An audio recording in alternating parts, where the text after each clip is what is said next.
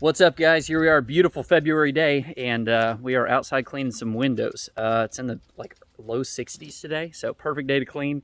And we're doing in some inside and out windows. So here's our current project.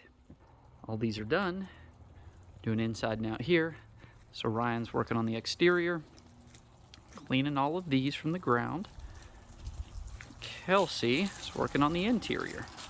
So she's got the rags. We've got a microfiber towel, cleaning all the dirt and grime off, getting all that clean on the inside, and then going through the polishing cloth and getting all of that nice and cleaned up. So we do the inside and the outside at the same time. Outside we got the Unger triple filtered water fed pole system. Ryan's getting all that. So beautiful day for this. Got all these left to do. We'll get all these completed, probably 2.5 hour project between the whole house. We have about 88 windows in total.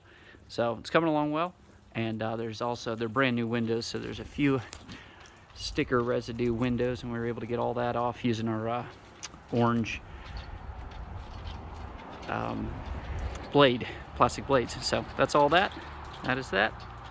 Give us a call if we could help with your exterior cleaning needs. We would love to help. See you on the next video.